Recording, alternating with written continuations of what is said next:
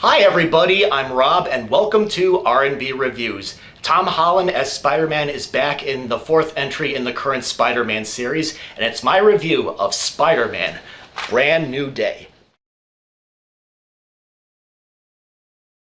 I saw the movie opening day and I'm now just getting around to reviewing the movie. Spider-Man Brand New Day is a movie where I feel like the less you know going in, the better.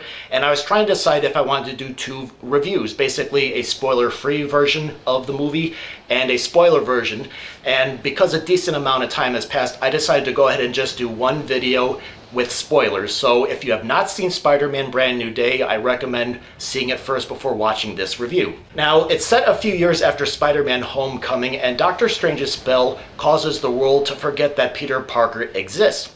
Peter has been anonymously protecting New York City as the celebrated superhero Spider-Man, but he has distanced himself from those that he used to know, including his ex-girlfriend MJ and former best friend Ned.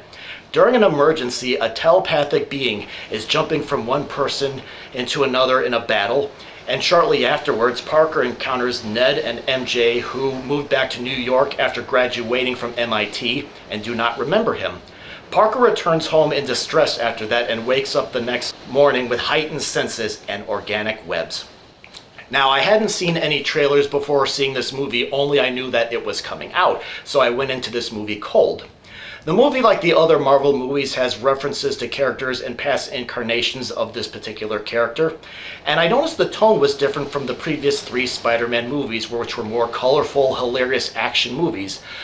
Here the tone is a bit darker and more mature, most likely because the characters are older, but now we see how being a superhero is starting to beat Peter Parker down and he misses his friends. There is still a mix of action and humor, including with trying to pair Frank Castle, aka Punisher, with Spider-Man, with mixed results. And Castle is played by Jon Bernthal. The movie, I also felt, had a more natural photographic look to it as well compared to the other three. Now, because I didn't know what was happening, before going into this movie, I felt like I really liked, the suspense, and also trying to figure out who is the villain of this movie. I mean, we had different ones coming through, including Scorpion, played by Michael Mando, who was first, arrested in Homecoming. But the villain is actually Jean Grey, played by Sadie Sink. At first, Grey was a villain you really hated, as she took over people and was taunting Spider-Man as time went on, but over the course of the movie you kind of feel for her and why she does what she does.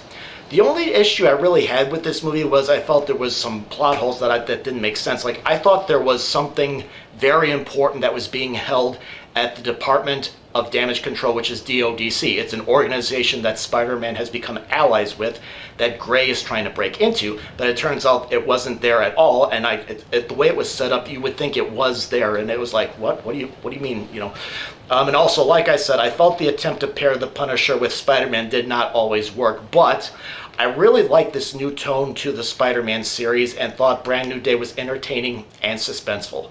I give it 4 stars.